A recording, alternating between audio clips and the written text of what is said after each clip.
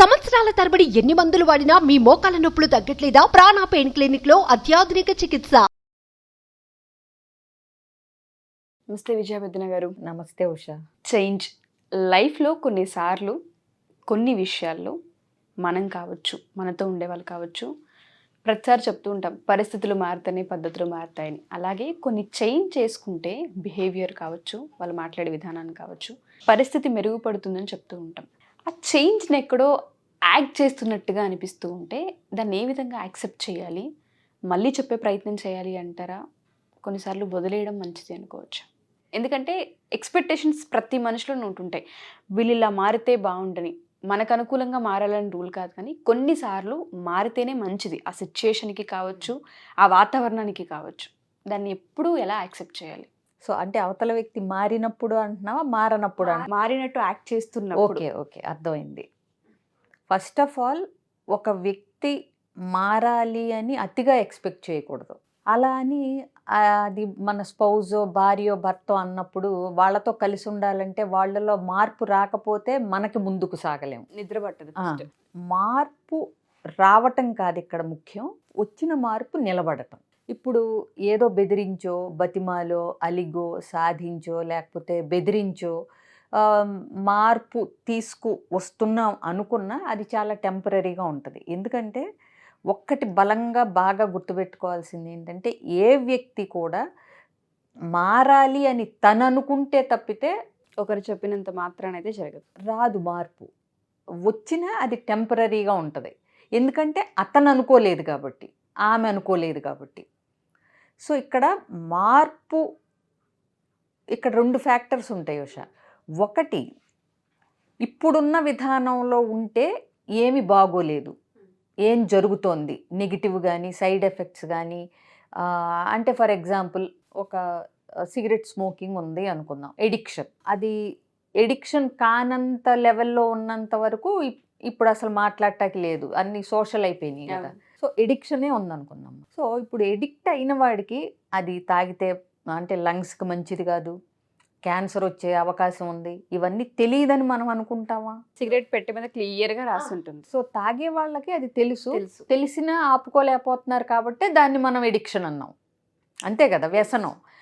So ఇప్పుడు ఒక భార్య, ఒక భర్తకి ఎడిక్షన్ ఉందనుకుందాం. భార్య భర్త ఆరోగ్య రీత్యా మానండి అని పోరు పెడతా, దెప్పుతా, ఆబ్వియస్గా మనం చేసేది అదే కదా.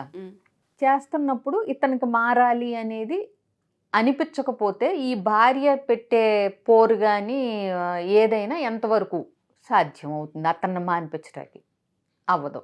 బట్ ఇతను అనుకుంటే అంటే ఏంటి, నాకు జరుగుతున్న నష్టం ఏంటి, నేనేం కోల్పోతున్నాను అనేది ఇతనికి తెలవాలి. ఒకటి, మానేస్తే వచ్చే లాభాలు ఏంటి అనే దాని మీద, ఈ 2 ఫ్యాక్టర్స్ మీద దృష్టి ఉంటే కనుక, ఒక ఇదనే కాదు ఏదైనా సరే. ఇప్పుడు ఫ్రెండ్స్తో అతిగా టైం స్పెండ్ చేసి ఈ ఇంటి విషయాలకో, కెరీర్ మీద దృష్టి పెట్టకుండా, అంటే ఫర్ ఎగ్జాంపుల్ చెప్పాలంటే గాలి తిరుగుడు అన్నట్టు, అంటే దేని మీద ఫోకస్ లేకుండా, పెళ్ళైన తర్వాత కూడా బాధ్యత లేకుండా ఇష్టం వచ్చినట్టు ఫోకస్ లేకుండా ఉండే వాళ్ళకి అది కూడా ఒక తప్పుదారే కదా భార్య దృష్టిలో. అంటే నిలకడ, ఈ బిజినెస్ చేస్తా, ఆ బిజినెస్ చేస్తా అని ఇక్కడ స్పెండ్ చేసి అది పెట్టి, అది దివాళా తీసి ఇది పెట్టి అని నిలకడలేని తను. ఇది డెఫినెట్గా భార్యకి బాధ కలిగిస్తుంది. పెట్టమన్నప్పుడు ఇప్పుడు నాకేం లేదు, ఎలా ఉంది నా జీవితం నెగిటివ్ వేలో, ఇది మార్చుకుంటే పాజిటివిటీస్ ఏంటి, ఈ రెండిటి మీద ఒక వ్యక్తి కనుక దృష్టి పెట్టి ఆలోచించగలిగినప్పుడు అతనికి మారాలి అని అనిపించే అవకాశాలు ఎక్కువ ఉంటాయి.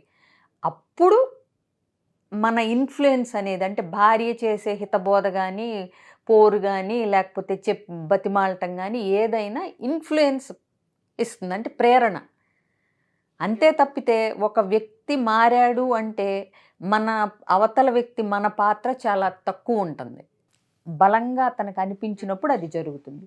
ఈ లోపున మనం తెగ ఎక్స్పెక్ట్ చేసేసి, భార్య కానీ భర్త కానీ, ఇప్పుడు ఒక భార్యకి అవసరం ఉన్నా లేకపోయినా చూసిందల్లా కొనేసే అలవాటు ఉంటుంది, అవునా?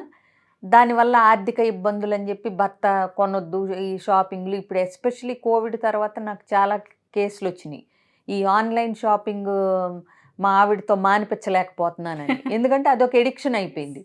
దానివల్ల తెలియకుండా ఫైనాన్షియల్ ట్రబుల్స్ వస్తున్నాయి. సో అట్లాంటప్పుడు దీనివల్ల జరుగుతున్న నష్టం, ఇది మానేస్తే వచ్చే లాభం తెలియనంత వరకు ఆవిడని మార్చలేరు. అప్పుడు ఇన్ఫ్లుయెన్స్ అనేది పనిచేస్తుంది. ఆవిడకి తెలిసి ఆవిడ మానాలి అనుకున్న రోజున ఆన్లైన్ షాపింగ్ బదులు మనమే వారానికి 10 రోజులకో నెల రోజులకు ఒకసారి వెళ్ళి నీకు నచ్చి కొనుక్కుందాం, ఇది తగ్గించు, ఈ ప్రేరణ అనేది, మోటివేషన్ అనేది అప్పుడు పనిచేస్తుంది.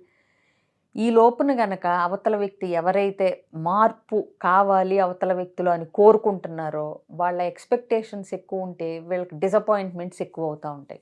ఆ డిసప్పాయింట్మెంట్స్ ఎక్కువ అయ్యి మార్పు అనేది అవతల వ్యక్తిని బట్టి ఉంటుంది, మనల్ని బట్టి కాదు, మన ఎక్స్పెక్టేషన్స్ బట్టి కాదు అని తెలుసుకోలేనంత వరకు ఈ ఎక్స్పెక్టేషన్ వల్ల వీళ్ళిద్దరి మధ్య గొడవలు ఎక్కువ అవుతూ ఉంటాయి. సో అది చాలా ప్రాబ్లం. దానివల్లే అసలు మొత్తం ఎక్కువ గొడవలు అవుతూ ఉంటాయి భార్యాభర్తలకు. ఒకళ్ళ మీద ఒకళ్ళు ఇలా మారాలి అవతల వ్యక్తి, అలా ఉండాలి అవతల వ్యక్తి, ఇలా ఉండాలి నా భార్య, అలా చెయ్యాలి నా భర్త. ఈ ఎక్స్పెక్టేషన్స్ ఉన్నంత వరకు వాళ్ళు అలా ఉండనప్పుడు వీళ్ళకి ఆబ్వియస్గా నిరాశ, నిస్పృహలు, డిసప్పాయింట్మెంట్లు, మారనందుకు వచ్చే కాన్సిక్వెన్సెస్ ఏదైతే ఎడిక్షన్స్ వల్ల ఉంటాయో అవి వీళ్ళు తీసుకోవటం, ఇవన్నీ కూడా తగ్గిపోయి రోజు యుద్ధాలు, గొడవలు ఇదే జరుగుతూ ఉంటుంది. అలాంటప్పుడు ఏమవుతుందంటే ఈ ఎక్స్పెక్టేషన్స్ ఎక్కువైనప్పుడు అవతరాలు సర్లే చేంజ్ చేసుకుంటున్న ప్రాసెసే యాక్ట్ చేస్తున్నాడేమో అని కనిపిస్తూ ఉంటుంది మనకి. ఆ ఎక్స్పెక్టేషన్లోనే మునిగిపోయామో అనిపిస్తూ ఉంటుంది. యాక్షన్ ఎంతకాలం చేయగలుగుతారు? సో ఆ మార్పు నిలకడగా ఉందా లేదా అది నువ్వు గమనించుకున్నప్పుడు తెలిసిపోతుంది. ఇంకొకటి, నీకు అబద్ధాలు చెప్తూ ఇంకెక్కడన్నా ఇది కంటిన్యూ చేయట్లేదు అనేది అది కూడా ఎక్కువ కాలం నిలబడదు. మనకి ఏదో ఒక రకంగా అది తెలుస్తూ ఉంటుంది. మాటల రూపంలోనో లేకపోతే చివరికి వచ్చేసరికి ఫైనాన్షియల్ డబ్బులు మిగలకపోవటం వల్ల కొన్నేమో ఆబ్వియస్గా కనపడుతూనే ఉంటాయి. ఇప్పుడు నేను మారిపోయాను, తాగను అన్న వ్యక్తి తాగి ఇంటికి వస్తే మనకు తెలుస్తూ ఉంటుంది. ప్లస్ టెంపరీగా 4 రోజులు ఉండి కన్సిస్టెంట్గా లేకపోయినా అది మీకు తెలుస్తుంది. అంటే ఏదో మనం ఇచ్చిన ప్రేరణతోనో ఇన్ఫ్లుయెన్స్తోనో లేకపోతే మనం చెప్పిన దానికి టెంప్ట్ అయ్యో నిజమే కదా అనిపించి మారదాము అని స్వతహాగా మార్పు రాకుండా మారదామని అనుకున్న పక్కన వాళ్ళ ఇన్ఫ్లుయెన్స్ వల్ల అది ఎక్కువ కాలం నిలబడదు. ఇంకొకటి, లేదా రీజన్ అనేది బలంగా అన్న కొడుతుంది కొంతమందిని. అంటే ఫర్ ఎగ్జాంపుల్ డాక్టర్ దగ్గరికి వెళ్ళిన తర్వాత నువ్వు తాగుడు మానకపోతే మీరు 6 నెలల కంటే ఎక్కువ బ్రతకరు అన్నారనుకోండి, చచ్చినట్టు వచ్చేస్తుంది మార్పు. ఆ పూట నుంచే వచ్చేస్తుంది. ఎందుకు? ప్రాణ భయం. ఇప్పుడు తన్నే భర్త ఉన్నాడు అనుకోండి, ఆ పోలీస్ కంప్లైంట్ ఇస్తామని పెద్ద మనుషులు వచ్చి కూర్చోబెట్టి ఇంకోసారి ఈ అమ్మాయి మీద దెబ్బ పడిందా ఇక డైరెక్ట్గా పోలీస్ కంప్లైంటే, లేకపోతే డివోర్సో ఇలాంటివి ఉన్నాయనుకోండి, మారొచ్చు అతను. అంటే ఇవన్నీ మళ్ళీ అందరికీ వర్కౌట్ అవుతాయి అని ఏం చెప్పలేము, ఒక్కొక్కళ్ళు ఒక్కొక్క దానికి. సో అట్లాగే భార్య చేసే ఏమన్నా ఉన్నాయి అనుకోండి, భర్తకి అంటే బాగా ఇబ్బందికరంగా ఉన్నాయి. సో ఇలాంటివి డివోర్సులు ఇలాంటివి అన్నప్పుడు ఏంటంటే పిల్లల్ని వదిలేళ్ళలేక వాళ్ళు నిజమైన మార్పులు చేసుకోవటానికి అవకాశం ఎక్కువ ఉంటుంది. అంటే నేను అనేది ఏంటంటే కాన్సిక్వెన్సెస్ తెలిసినప్పుడు కొంతమంది మారే అవకాశాలు ఉంటాయి. అంటే నేను ఇది మారకపోతే నాకు వచ్చే డ్రాబ్యాక్ ఏంటి చెప్పాను కదా, నేను ఫస్టే చెప్పాను 2 ఫ్యాక్టర్స్. మారితే వచ్చే మంచి ఏంటి, మారకపోతే జరిగే చెడు ఏంటి, ఈ ఫ్యాక్టర్స్ తెలిసినప్పుడు నీకు ఆలోచన శక్తి, మంచి థింకింగ్ అనాలిసిస్ ఉంటే గనక నీకు మొదలవుతుంది మారాలి అనే కోరిక. అప్పుడు మార్పు అనేది నిలబడుతుంది. మీరు అన్నట్టుగానే వైఫ్ అండ్ హస్బెండ్లో కనుక చేంజ్ని కనుక ఎక్కువ ఎక్స్పెక్ట్ చేస్తూ ఉన్నప్పుడు మనిషి కనుక చేంజ్ అవ్వకపోతే మనం కూడా కొన్నిసార్లు బలంగా మనకి నచ్చలేదు, ఇదే ఇలాగే ఉంటే పరిస్థితి ఇలా ఉంటుందని చెప్పాల్సిన అవసరం కూడా ఉంది. మీరు చెప్పినట్టు కాన్సిక్వెన్సెస్ అర్థమైనప్పుడైనా అట్లీస్ట్ మనిషికి ఎక్కడో రిలేషన్షిప్ మీద ఉన్న గౌరవం కావచ్చు, రెస్పెక్ట్ కావచ్చు, ఆగే అవకాశం ఉంటుంది, మారే అవకాశం జెన్యూన్గా కనిపిస్తుంది. ఎగ్జాక్ట్లీ. సో కాబట్టి ఏంటంటే అవతల వ్యక్తి మారటానికి కావలసినవి మనం ఫ్యాక్టర్స్ కానీ కాన్సిక్వెన్సెస్ కానీ ప్రేరణ కానీ కలిగించగలము తప్పితే మార్పు రావాలి నాలో అనే ఆలోచన మాత్రం ఎవరికి వాళ్ళకి కలిగినప్పుడే ఆ మార్పు నిలకడగా ఉంటుంది. Thank you ma'am, thank you so much.